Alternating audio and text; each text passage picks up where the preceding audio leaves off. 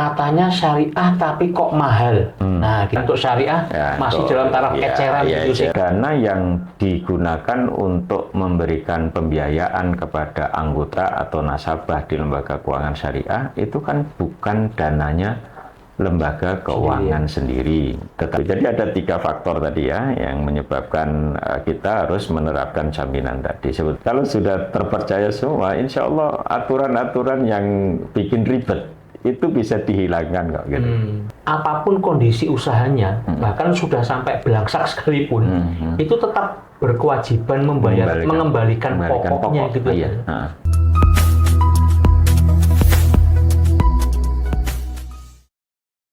Assalamualaikum warahmatullahi wabarakatuh. Sesuai dengan janji kami kemarin bahwa insya Allah kita akan melanjutkan lagi di part 2 membahas mengenai transaksi syariah yang kemarin sempat kita bahas di awal. Tapi sebelumnya masih dalam suasana Syawal, kami ucapkan minal aidin wal faidin, mohon maaf lahir dan batin. Taqabbalallahu minna wa minkum, taqabbal ya karim. Semoga amal ibadah kita semua selama Ramadan kemarin diterima oleh Allah dan kita dipertemukan kembali dengan Ramadan yang akan datang. Amin, insyaallah. Untuk kali ini pembahasannya kita akan membahas pertanyaan yang sobat ngombe semuanya banyak tanyakan. Ini kita batasi 2 dulu. Yang penting kita bisa mendapatkan jawaban yang komprehensif dan tentunya masih dengan narasumber yang sama, dengan kompetensi yang sama. Langsung saja. Assalamualaikum warahmatullahi wabarakatuh. Waalaikumsalam warahmatullahi wabarakatuh. Salamnya komplit ini. Iya. Jadi terima kasih untuk waktunya. Karso kembali mampir di Ngombe untuk melanjutkan sesi kemarin yang sempat tertunda karena ternyata sudah sepanjang itu obrolannya. Ini kita membahas pertanyaan mungkin yang dominan ditanyakan oleh masyarakat awam terutama terkait dengan transaksi syariah. Setelah kita kemarin mengingat kembali mengenai jenis-jenis riba dan sebagainya. Ini kali ini kita lebih ke pertanyaan umum awam begitu. Yang pertama, katanya syariah tapi kok mahal. Nah gitu, jadi mungkin ada harapan atau persepsi di masyarakat awam kita bahwasanya nek syariah itu ya mungkin berkeadilan, tapi yang katanya berkeadilan tapi kok malah lebih mahal daripada yang tidak syariah gitu. Sehingga mungkin kalau pikiran secara pragmatis tentunya kalau seperti ini caranya mendingan yang nggak syariah tapi lebih murah. Nah, bagaimana Ustadz bisa menjelaskan secara mungkin sederhana tapi bisa masuk ke pikiran awam yang sudah lebih banyak menerima dogma ekonomi secara konvensional gitu. Iya. Disapa dulu ya. Sobat Ngombe. Sobat Ngombe. Sobat Ngombe, assalamualaikum warahmatullahi wabarakatuh. Ya, sama seperti Mas Agung tadi ya. Saya ucapkan taqabbalallahu minna wa minkum, taqabbal ya karim, ya minal aidin wal faizin. Alhamdulillah kita bertemu kembali di sini ya, setelah ya puasa kita sudah digembleng. Dan sekarang sudah lebaran, lebar puasanya.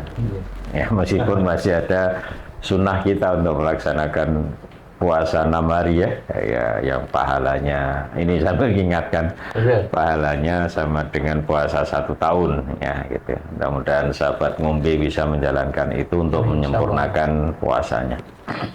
Baik, ini suaranya agak paruh dikit, karena masih ada aroma Mekah ya. Baru selesai pulang kemarin ya. Baik, jadi pertanyaan selalu muncul di kita itu ya, ini pertanyaan gimana ya, nggak selesai-selesai itu. Ya, kenapa kok syariah itu mahal gitu ya? Ya padahal sebetulnya ini kalau ngomong ini bandingan antara surga dan neraka gitu ya. Kalau kita masuk surga itu mahal nggak ya? Mau masuk?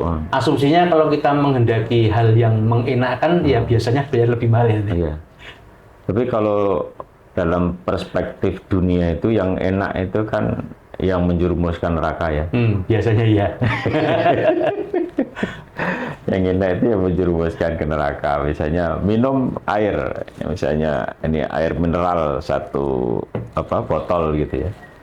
Itu harganya kan berapa? Paling 5.000 ya, yang 600 ml. 600 ml. Tapi kalau kita beli vodka, wah, kayak tahu aja ya. Vodka yang 600 ml berapa harganya? Tentunya bisa jutaan ya. Iya, kok sahabat ngerti? Kan ada Google lah. Gitu ya. Gitu kan. Nah, jutaan bahkan puluhan juta bisa sampai itu. Tapi kalau dalam perspektif agama kan yang air mineral, apalagi ada tulisan halal itu, nah itu mengantarkan ke surga. Kalau yang vodka tadi kan karena itu masuk minuman keras yang diharamkan mengantarkan ke neraka kan gitu kan. Jadi ternyata neraka itu lebih mahal daripada ke surga gitu. Nah, sehingga mungkin masyarakat kita itu menganggap bahwa ini mau ke surga kok larang gitu. Nah, mungkin begitu ya ini. Padahal ini sebetulnya kalau dalam transaksi dalam transaksi ekonomi murah dan mahal itu sebetulnya kan tergantung dari ya perspektif masing-masing gitu ya. Nah, kadang-kadang kita melihat ada lukisan yang tidak bagus harganya mahal. Tapi ada lukisan yang bagus murah gitu ya.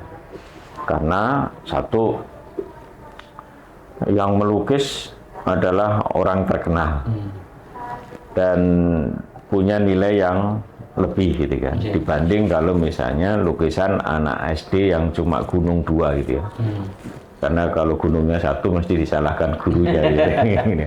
Nah, ini apa namanya ya?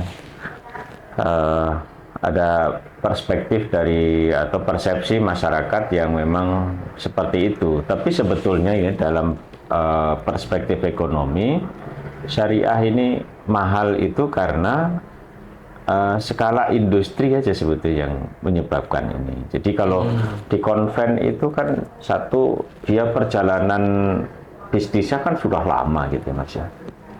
Lama, kemudian skala industri juga besar sehingga terjadi efisiensi sehingga dia terkesan murah gitu. Nah, kalau syariah ini sesuatu yang baru, masih banyak hal yang harus ditata misalnya. Misalnya dari perspektif biaya operasional pasti jauh lebih besar dibanding kalau usaha yang sudah mapan kan gitu kan. Analoginya kalau kita bikin usaha baru beberapa bulan itu pasti mengalami kerugian. Tapi kalau sudah bertahun-tahun, sudah settle, mapan, maka yang didapat tinggal mengeruk keuntungan kan gitu kan. Nah, seperti itu. Jadi untuk memurahkan harga di syariah ini berarti yang harus kita lakukan adalah bagaimana skala industri itu bisa diperluas gitu. Nah, caranya bagaimana? Caranya adalah ya mendongkrak bagaimana masyarakat itu melakukan transaksi syariah. Semuanya gitu kan. Nah, yang kedua, selain skala industri adalah pembandingan kita itu sebetulnya tidak benar gitu. Jadi harusnya syariah tidak bisa dibandingkan dengan konven. Karena komponennya berbeda. Misalnya begini. Dalam penentuan harga, kalau di konven itu adalah harga jual sama dengan harga beli ditambah harga beli kali persen kali waktu gitu. Nah, sementara kalau syariah kan tidak boleh begitu. Karena kalau menggunakan formula tadi itu berarti menggunakan konsep konven. Nah, di mana konsep tadi itu ada namanya nilai waktu uang. Jadi time value of money. Semakin lama maka semakin mahal, gitu kan? Nah, kalau syariah sebetulnya ini sudah ditetapkan di dalam fatwa DSN. Kalau kita mau menetapkan harga jual itu adalah harga beli ditambah biaya ditambah keuntungan. Nah, hanya itu saja. Hanya itu, ya itu. Tidak ada urusan dengan waktu. Ada waktu nanti dikalikan dengan apa? Biaya. Oh. Jadi kalau saya buat formulasinya itu adalah harga jual dalam murabahah itu sama dengan harga beli ditambah biaya penyelesaian transaksi dikalikan waktu, kemudian ditambah keuntungan yang disepakati gitu. Nah, mungkin kalau usaha baru awal, misalnya lembaga keuangan syariah awal berdiri, itu biayanya memang tinggi. Tapi nanti kalau dia sudah jangka waktu yang panjang, itu jadi murah karena terjadi efisiensi biaya.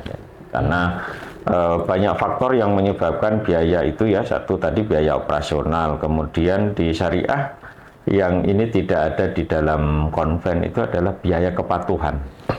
Nah, biaya kepatuhan itu berkaitan dengan ada biaya audit syariah. Jadi saya gini, kalau konven itu auditnya kan satu, audit di keuangan. Nah, syariah tambah lagi, ada audit syariah. Nah, audit syariah kan misalnya. Audit syariah siapa? Ya, Dewan Pengawas Syariah. Nah, karena ada komponen baru di lembaga keuangan syariah yang tidak dimiliki di konven, yaitu Dewan Pengawas Syariah. Berarti kan nambah kos kan. Nah, misalnya syarat sekarang untuk jadi untuk memasukkan DPS-nya harus minimal 2. Nah, 2 ini kalau gajinya besar kan tambah besar lagi kan gitu kan. Nah, alhamdulillah kebanyakan DPS kan ya lillahi ta'ala kan. Enggak beda kalau di BMT Brigajo profesional gitu. Tapi kalau yang enggak tahu lah ya, saya ngomong yang lain.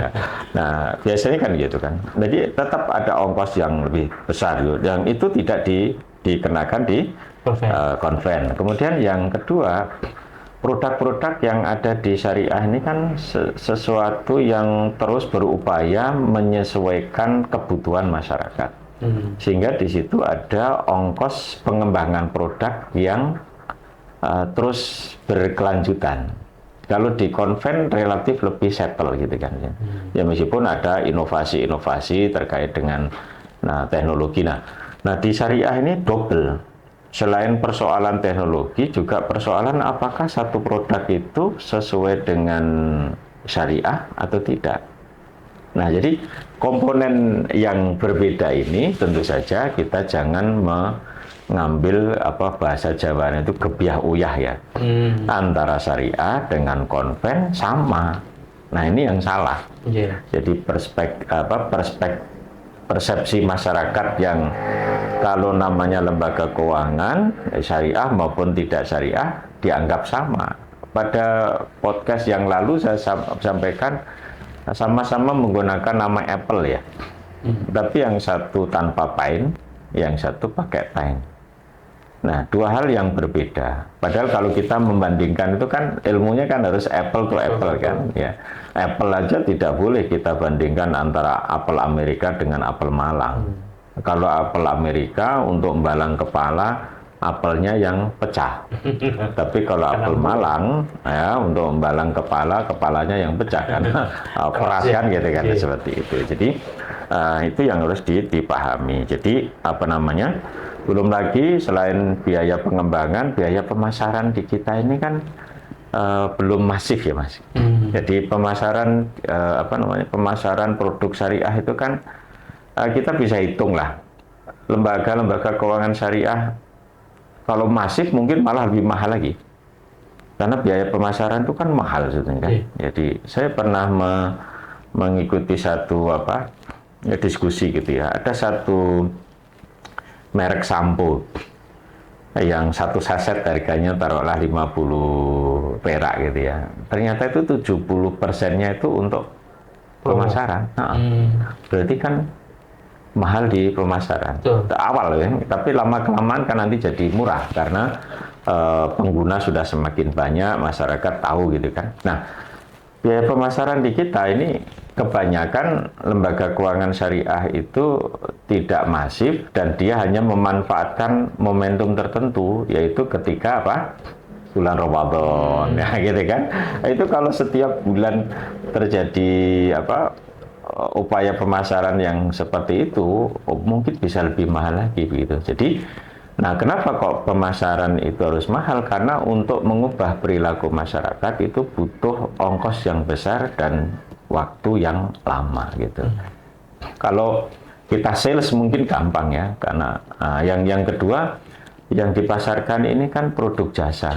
Berbeda dengan produk barang. Nah seperti itu. Kalau sale produk barang ya, ini langsung bisa dinikmati gitu kan. Nah kalau jasa begini kan kita menempatkan sebulan baru ketahuan, gitu kan.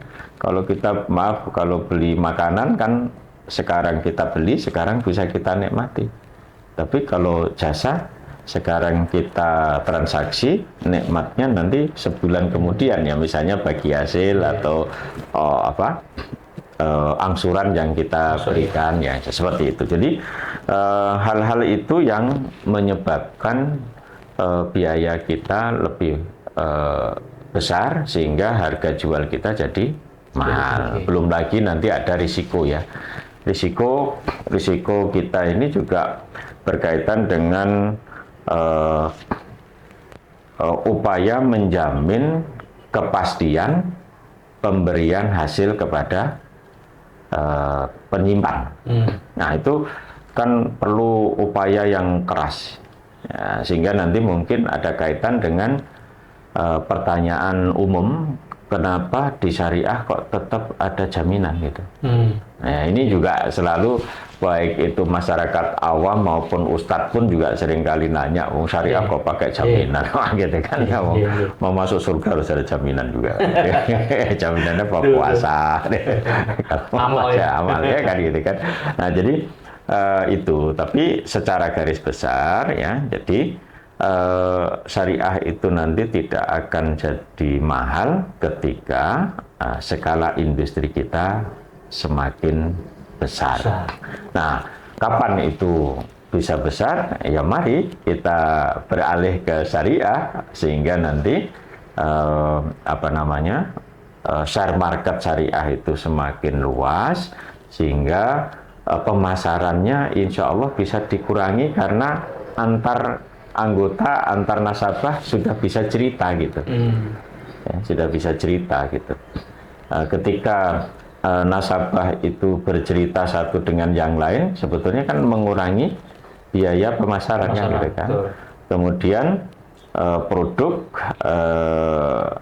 kalau misalnya sudah ada, tinggal melakukan rekayasa sedikit-sedikit, ya artinya menambah seperti aplikasi-aplikasi di HP itu kan ada seperti master kan, tidak langsung dikeluarkan semua tapi ditambah setiap tahunnya sehingga ada versi-versi baru gitu kan. Nah itu insya Allah akan jadi murah. Cuma ini memang butuh waktu yang lama gitu ya. Nah pertanyaannya seringkali kapan itu akan berakhir? Ya tanya aja sama Plus. Ya kapan-kapan gitu kan. Nah, gitu. Jadi ketika orang-orang membesarkan marketnya itu, artinya dari pertanyaan itu tadi, kenapa kok bisa dikatakan mahal? Karena minimal ada dua. Pertama, komponen biayanya itu berbeda dengan yang konvensional. Kemudian yang kedua mengenai ukuran tadi. Mungkin kalau bisa dianalogikan, transaksi konvensional itu seperti halnya grosiran begitu mungkin ya. Bisa. Sedangkan untuk syariah masih dalam taraf eceran gitu, sehingga memang sehingga ketika secara ukuran bisnisnya berbeda kan tentunya eceran biasanya memang menjadi lebih mahal gitu. Jadi justru dari pertanyaan itu menjadi PR-nya kita bersama bagaimana caranya membesarkan market seperti yang disampaikan Ustaz Muhammad tadi, sehingga harapannya dengan semakin gedenya market share syariah itu bisa menurunkan secara biayanya. Gitu saja. Betul. Nah, kemudian ini yang kedua. Ini tadi sudah disinggung sama Ustaz. Dan memang jadi pertanyaan banyak orang dan kayaknya nggak tahu ini apakah memang benar-benar bertanya atau alibi gitu kan. Terkait dengan jaminan. Belajar ini syariah tapi kok tetap nganggo jaminan. Memang kemudian ada nada-nada yang bertanya terkait dengan saya ini orang yang bisa dipercaya kok, kenapa mesti ada jaminan sih gitu. Tapi mungkin juga ada nada-nada yang misalkan dari teman-teman legal itu yang kemudian niatnya mungkin sudah tidak baik di awal. Bisa jadi seperti itu. Tapi kalau secara umum pertanyaan atas itu tadi bagaimana, Dok? Kenapa kok syariah tetap harus pakai jaminan? Iya. Sebetulnya jaminan itu tidak pokok ya. Bukan pokok, tapi boleh. Jadi kalau misalnya ada orang yang terpercaya betul, jadi lembaga keuangan sudah meyakini bahwa si fulan itu terpercaya gitu. Ya ini terus terang aja ya. Contoh, saya itu kalau ya misalnya kalau ngambil pembiayaan di BMT, alhamdulillah tanpa jaminan. Ya. Tanpa jaminan. Ya bukan berarti saya ngambil di BMT Bringarjo, enggak, saya enggak ada transaksi ya dia di BMT lain tanpa jaminan.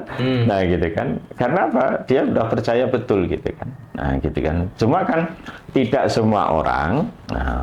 Ini maaf ya, tidak mengunggulkan diri saya. Tidak semua orang seperti saya kan.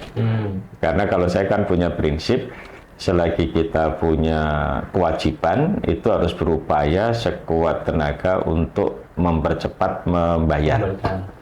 Tidak punya prinsip selagi utang bisa ditunda, kenapa harus segera dibayar, kan gitu kan? Nah, gitu kan? Karena ternyata pola kita berupaya untuk secepatnya membayar itu menjadi jaminan kepercayaan orang akan memberikan pembiayaan lebih lanjut kan. Nah, gitu sebetulnya kan. Tapi kalau kita menunda-nunda itu orang semakin tidak percaya, walah paling besok ya molor meneh kan gitu kan. Nah, ini hal-hal seperti ini yang perlu juga dibangun di dalam diri calon anggota atau calon nasabah di lembaga keuangan syariah gitu kan. Nah, jadi yang pertama sebetulnya dia itu bukan sesuatu yang pokok tapi perlu gitu ya. Karena apa?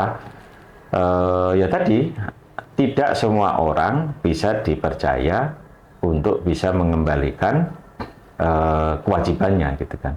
Yang kedua, dana yang digunakan untuk memberikan pembiayaan kepada anggota atau nasabah di lembaga keuangan syariah itu kan bukan dananya lembaga keuangan sendiri, tetapi saudara kita yang punya kelebihan dana atau dia gemi ya, nggak tahu gemi ya, gemi itu dia rajin menabung ya, jadi rajin menabung atau dia menunda konsumsinya, sehingga dia tempatkan di lembaga keuangan syariah yang dia juga ingin kembali utuh, bahkan dia ingin kembali ada tambahan kan gitu kan.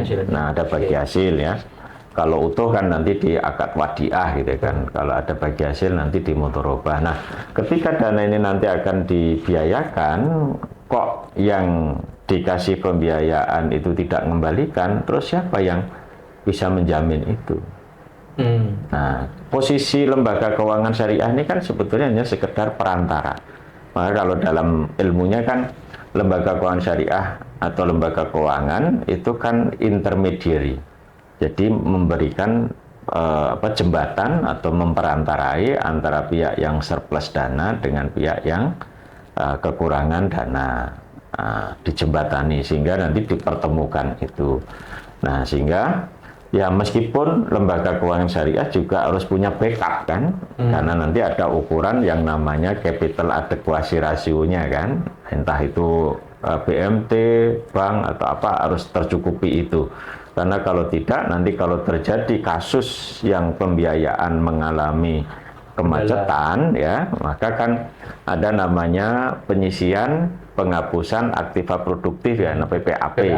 Nah, sebetulnya kalau dalam individu tidak masalah gitu ya, tapi ini kan ada pihak-pihak yang terkait yang satu tetap ingin mendapatkan kembalian dana, yang satu juga ada kewajiban untuk menyelesaikan kewajibannya tadi, seperti itu. Nah ini yang harus dipahami oleh masyarakat pengguna gitu ya. Nah, kemudian yang ketiga kaitannya dengan otoritas. Otoritas ini kan punya aturan karena untuk menjaga dana pihak ketiga agar tetap aman. Maka misalnya kalau di bank itu kan ada namanya otoritas jasa keuangan. Dia mewajibkan bahwa setiap lembaga keuangan mengeluarkan dana untuk pembiayaan, maka harus ada jaminan. Kan seperti itu. Nah, maka kalau tidak ada jaminan, maka lembaga keuangan syariah harus membentuk namanya PPAP 100%. Nah, 100% itu ditopang oleh apa? Ditopang oleh modal kan? Karena PPAP nanti kan mengurangi modal. Nah, kalau modal ini tiba-tiba nanti pembiayaannya bermasalah semua, modal digunakan untuk nopang pembiayaan yang bermasalah, akhirnya gimana? Modal madul kan? Iya, modal madul. Jadi modal madul kan, gitu kan? Nah, sehingga ini akan jadi problem lembaga keuangannya bisa jadi kolab kan, ini kan? Nah, seperti itu. Itu yang harus dipahami oleh masyarakat. Jadi mekanisme ini, karena maaf ya, kelihatannya masyarakat kita kan hanya melihat hasil akhir ya Mas. Jadi tidak pernah melihat proses di dalamnya itu seperti apa. Ya kenapa mereka hanya melihat proses akhir? Ya mungkin ya inilah pentingnya literasi seperti ya dalam bentuk podcast begini. Akhirnya kan nanti kan para sahabat ngombe kan jadi ngerti, oh kalau sudah ngomong oh itu aku seneng Mas. Nggak tahu oh-nya gede apa cilik. Nah jadi seperti itu. Jadi ada 3 faktor tadi ya yang menyebabkan kita harus menerapkan jaminan tadi. Sebetulnya dia tidak pokok tapi hanya sekedar pelengkap, karena di dalam fatwanya kan diperbolehkan meminta jaminan karena nanti tidak diharuskan, diperbolehkan. Tapi karena ada aturan otoritas yang mengawasi sehingga kesannya itu menjadi satu kewajiban. Nah, dan akhirnya pasti gitu kan. Nah, tapi ada satu riwayat gini ya. Dan itu juga riwayat gini. Ada sahabat Nabi namanya Mu'adz ya.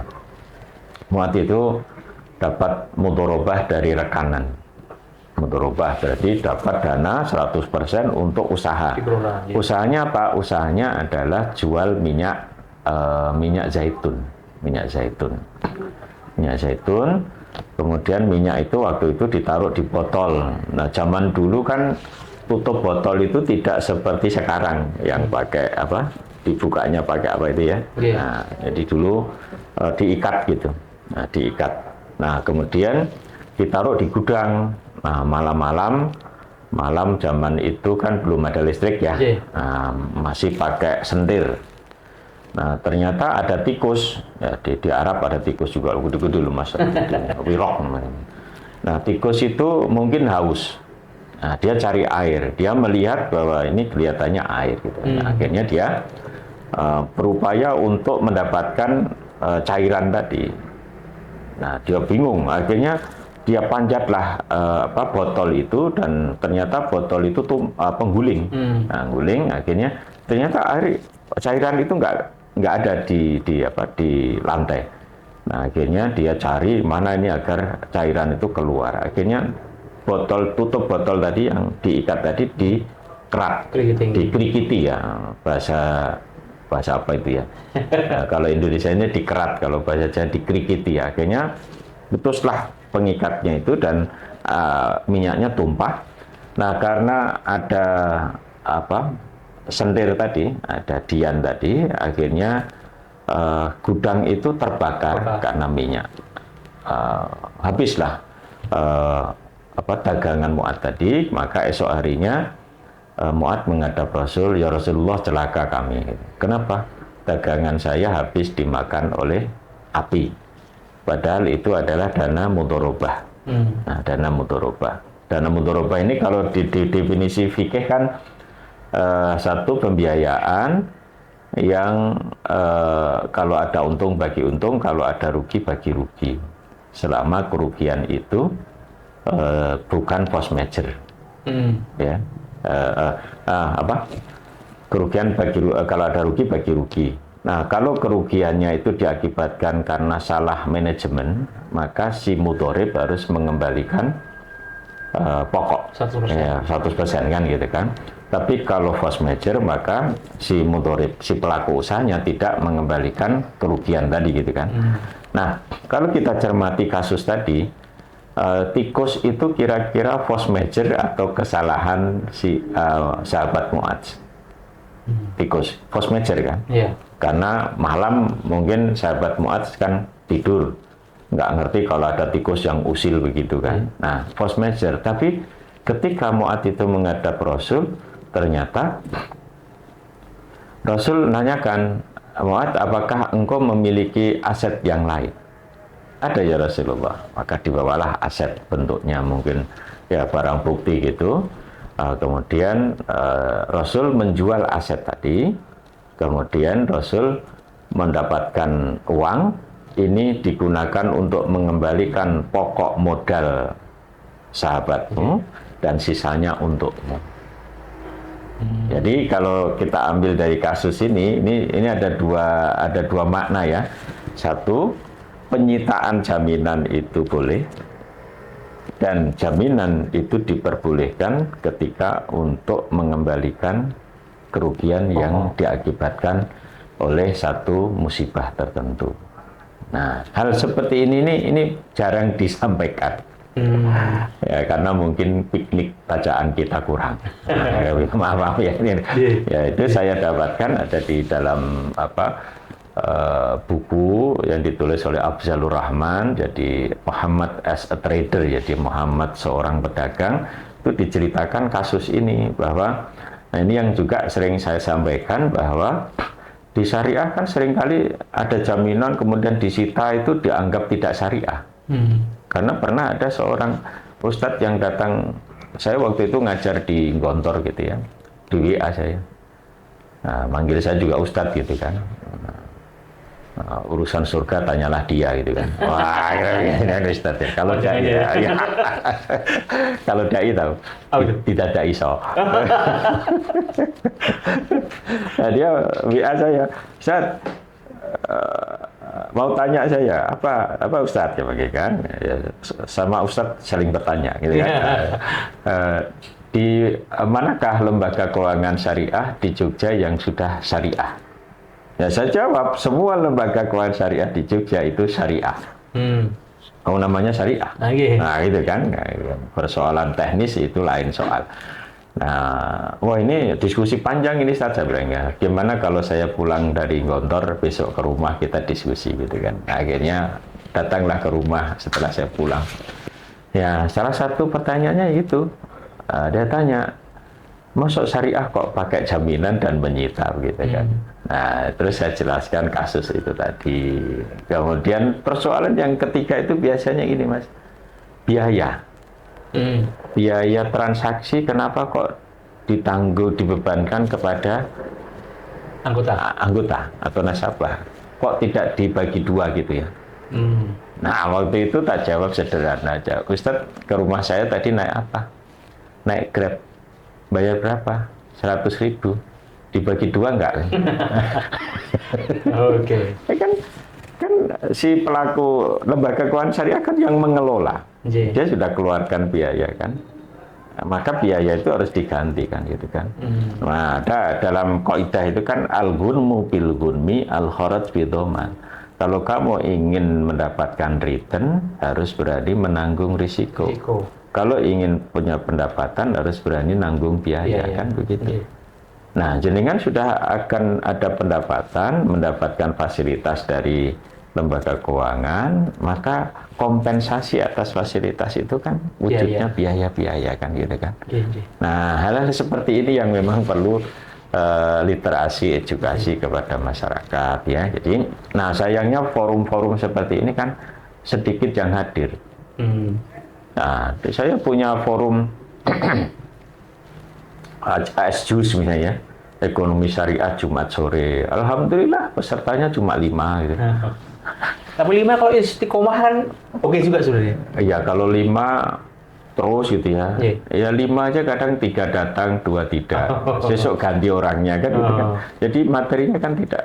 Nah, mudah-mudahan kita akhirnya kan yang satu bisa nyambung, yang satu balik ke awal lagi kan seperti itu. Ya mudah-mudahan kita ini podcast kita bisa istiqomah gitu ya, sehingga memberikan kontribusi dalam memperluas wacana, memperlebar pengetahuan kepada masyarakat sehingga nanti mereka tahu, dan mudah-mudahan akhirnya nanti oh begini toh, kalau begitu yuk kita berbondong-bondong beralih ke syariah yang seperti itu, sehingga harapan kita nanti bisa satu, harga di syariah itu lebih murah.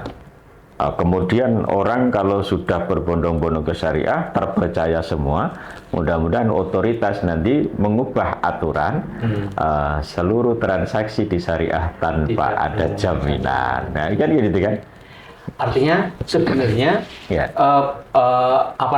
penerapan penggunaan jaminan pada termasuk transaksi syariah itu pertama karena otoritas, kemudian yang kedua bukan karena lembaga tidak percaya pada orangnya, tetapi justru memberikan keamanan bagi pemilik saudara kita yang lain, karena kan tadi sifatnya lembaga itu kan perantara di antara yang memiliki dana menyimpan, kemudian bagi yang kekurangan dana maka akan mengakses dana itu.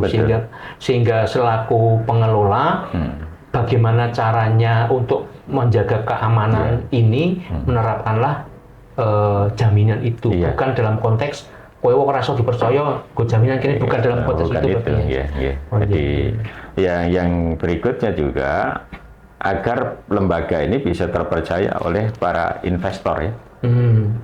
Nah, penyimpan ya, para penyimpan. Kalau dia tidak bisa mengembalikan dananya kan juga akhirnya waduh di sana payah itu dana saya hilang semua kan gitu kan. Nah, jadi sebetulnya 3 sisi ini untuk bisa menjaga saling kepercayaan sebetulnya. Kalau semua orang sudah terpercaya semua ya seperti sifat Rasulullah al-amin semua gitu ya. Jangan al-amin di Indonesia ya. Kalau al-amin di Indonesia jadi nama masjid.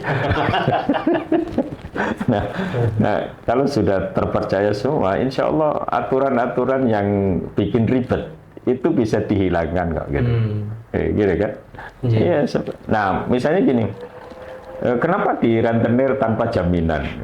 Kok langsung dikasih? Jaminannya apa? Bunga yang tinggi. Kan gitu kan? Kalau nggak bisa mengembalikan apa? Seluruh isi rumah diambil kan gitu kan? Kan seperti itu. Nah, kalau di syariah kendati pun nanti ada jaminan kan tetap ada polanya ya. Misalnya apalagi saya kadang diskusi dengan Pak Nazar ya, yang bagian legal. Nah, kita kan tetap juga memperhatikan ya, tidak serta-merta langsung seperti rentenir ngambil kan gitu kan, perlu dilihat ya kan. Ya masih ada nilai-nilai kemanusiaan yang diterapkan lah, karena kita ada di belakang kita kan, kita gendong istilahnya syariah tadi.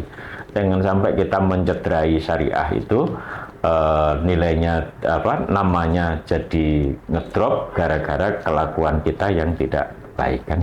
Artinya kalau putar diterapkan adanya jaminan, tapi itu menjadi pintu terakhir bagaimana menyelesaikannya. Artinya kan sebelum sampai dengan penyelesaian jaminan kan tetap pendekatan kekeluargaan dan sebagainya. Manakala kemudian terakhir kok memang deadlock, baru akan menggunakan jaminan itu. Dan lagi-lagi bukan karena tidak percaya dengan anggota, tetapi demi untuk menjaga ada banyak kepentingan pihak ada kepentingan banyak pihak, kepentingan otoritas, kepentingan dana pihak ketiga, ya kepentingan kepercayaan kita kan gitu kan. Nah, disitulah yang ini yang harus dipahami. Dan kalau kita menjadi nasabah yang baik, insya Allah jaminannya kan juga kembali. Oh, nggak diambil oleh lembaga keuangan kan. Nah, ada juga sih misalnya lembaga keuangan yang menerapkan pembiayaan dalam kadar tertentu, ya udahlah saling percaya. Nah, gitu kan ada juga kan. Ya tidak semuanya. Dan ini di luar konteks, tapi tadi sempat dimention Ustaz. mengenai cerita soal Mu'adz tadi, sahabat Rasul. Itu ternyata kalau dari kondisi cerita pada riwayat itu, apapun kondisi usahanya, bahkan sudah sampai belangsak sekalipun, itu tetap berkewajiban mengembalikan pokoknya gitu. Iya. Karena padahal itu transaksinya mudharabah ya. Yeah. Mudharabah itu kan investasi yang beresiko untuk rugi ya. Tapi Rasul tetap meminta tadi. Yeah. Nah itu yang saya masih menggali ya. Kenapa begitu gitu kan? Padahal kalau dalam bahasa fikih kan, ketika kerugian itu diakibatkan bukan kesalahan manajemen, maka kerugian ditanggung oleh si pemilik dana. Kan seperti itu kan. Nah, tapi si pelaku usaha tetap rugi dari sisi waktu, dari sisi tenaga gitu kan ya. Sampai perasaan kali Mas. Kadang-kadang kan kita nggak ngukur kan perasaan itu ruginya harus nggak sembuh deh begitu kan. Nah itu saya masih terus menggali ini kenapa alasan seperti itu ya, dan saya belum bisa memberikan jawaban untuk itu. Mudah-mudahan nanti di podcast yang ke depan tersisip jawaban atas hal itu ya, karena maaf ya apa yang dilakukan oleh Rasul itu kan pasti ada hikmah di balik. Pasti. Nah gitu kan. Termasuk juga apa yang ada dalam Quran itu pasti ya. Ada baru terakhir itu saya baca jurnal gitu ya. Ternyata ada satu buah. Nah ini di luar konteks kan ya. Di dalam Al-Quran itu ada 2 buah yang selalu disebut ya. Apa? Watini wa zaitun. Ternyata seorang dokter di Jepang itu menemukan ekstrak buah tin dengan buah zaitun, dan itu bisa menghasilkan satu protein yang bisa untuk aging itu kan, yang tidak cepat tua gitu. Oh iya, anti aging gitu kan. Jadi dan itu uniknya apa? Satu buah tin diekstrak dengan 6 biji zaitun. Karena di dalam Al-Quran itu yang tin itu disebut hanya 1 kali, kalau zaitun disebut 6 kali. Oh, Masya Allah. Sampai segitu ya? Iya. Ini dokter Jepang. Dan akhirnya dia masuk Islam. Oh, alhamdulillah, Masya Allah. Nah, gitu. Nah, jadi maka apa yang dikatakan oleh Quran, diperbuat oleh Rasul itu pasti ada hikmah yang kadang-kadang pikiran kita nggak sampai. Belum nyampe, ya. Nah, dokter saya lupa namanya. Pokoknya namanya kan kalau orang Jepang kalau kayak Ajinomoto atau apa gitu kan, itu meneliti 10 tahun lamanya, Mas. Nah, kadang-kadang kita kan nggak tahan sampai waktu sebesar itu. Nah, ini di luar konteks, tapi menjadi satu inspirasi bagi kita bahwa kenapa Rasul memerintahkan hal seperti ini, kemudian Al-Quran memerintahkan seperti ini. Nah, itu pasti ada hikmah di balik. Ya, mudah-mudahan nanti bisa ketemu alasan kenapa Mu'adz diperintahkan seperti itu. Nanti bisa disambung di part 3. Wah, insya Allah ya. Oh iya, ini sebelum kita tutup. Ya. Kan juga ada riwayat bahwasanya pada suatu ketika Rasul itu meminjam gandum kepada seorang Yahudi ya. Kemudian beliau meninggalkan baju zirahnya sebagai jaminan. Ya. Nah, betul. itu apakah juga bisa dipakai dalam konteks ini bahwasanya seorang Rasul Muhammad yang Al-Amin saja, beliau tetap rapatnya tak tinggali gitu maksudnya. Apakah juga bisa dihubungkan ke situ bahwasanya? Bisa juga, bisa. Ya, jadi Rasul kan memberikan contoh kan ketika beliau punya hutang, ada sesuatu yang dijaminkan. Padahal beliau orang terpercaya loh ya. Betul. Ya, kalau Muhammad yang ngomong kan belum. Allahu a'lam bishawab kan gitu kan. Nah, itu bisa juga menginspirasi kita kan, sehingga sahabat ngombe ya, kalau kita lakukan transaksi di syariah ya tidak jadi soal ketika kita ada yang bisa dijaminkan. Nah, kemudian paling rendah di syariah itu kan ada namanya personal garansi ya. Betul. Jaminan personal ya. Kadang saya juga menjadi jaminan ini. Nggak tahu apa yang dipercaya oleh dengan saya itu. Kemarin ada jamaah itu yang dia sedang bangun masjid, kemudian kekurangan dana, terus mau pinjam kepada yang meminjami itu, saya akan kasih pinjam kalau Ustadz Muhammad ikut tanda tangan. Personal garansi gitu kan. Nah, termasuk juga misalnya ada satu lembaga keuangan. Tapi ini sahabat Gombe jangan semuanya datang ke saya loh ya. Takutnya itu denger ini terus pada ya nanti karena saya juga ada lembaga nih ya yang mengelola wakaf uang itu, ini yang dalam rangka untuk memerangi rentenir. Itu ada dana, insya Allah bulan ini Syawal ini kita akan gelontorkan untuk pembiayaan ya tanpa jaminan, nanti lewat bank syariah tertentu ya. Itu ada itu dana, karena ini dana wakaf yang tapi harus terjaga betul. Nah, untuk menjaga itu maka kerjasama dengan bank kan, kalau kita lembaga nadhir wakaf kan dari sisi analisis dan macam-macam kurang lihat di situ kan. Nah, seperti itulah kira-kira teknis ya. Ya, insya Allah. Ya. 2 pertanyaan saja dulu. Oh gitu ya. Gitu. Harapannya ini juga membuka mata bagi sobat Ngombe semuanya. Jadi bahwasanya tentu seperti tadi Ustaz sampaikan bahwasanya kita membutuhkan lebih banyak ruang ini untuk membicarakan hal yang demikian. Tentu harapannya podcast ini juga tidak berhenti sampai di sini saja untuk membicarakan soal transaksi syariah. Nanti harapannya terkait dengan pertanyaan-pertanyaan apa yang masuk ataupun kasus-kasus yang lebih teknis mungkin nanti minta waktunya lagi Ustadz untuk kita buat seri begitu. Dan itu tadi Sobat Ngombe, 2 pertanyaan yang sering disampaikan ke kami terkait dengan kenapa kok mahal sudah dijawab, bahwasanya komponen biayanya itu berbeda dengan transaksi secara konvensional dan juga ukuran usahanya itu masih sangat kecil. Makanya ketika Sobat Ngombe semuanya pengen syariah dan murah, lah monggo berbondong-bondong saudaranya semua temannya diajak untuk beralih menggunakan transaksi syariah. Yang pertama, yang kedua, mengapa transaksi syariah tetap harus pakai jaminan? Itu sebenarnya memang tidak dikatakan harus, tetapi boleh, dan ini lagi-lagi konteksnya bukan dalam rangka tidak mempercayai Sobat Ngombe semuanya ketika pinjam gitu, tetapi dalam rangka untuk sama-sama menjaga amanah banyak pihak.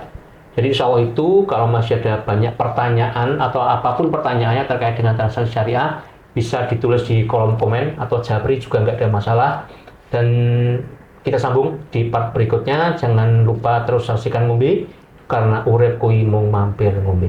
Oke, Assalamualaikum warahmatullahi wabarakatuh. Matur nuwun Ustaz. Ditunggu lagi waktunya.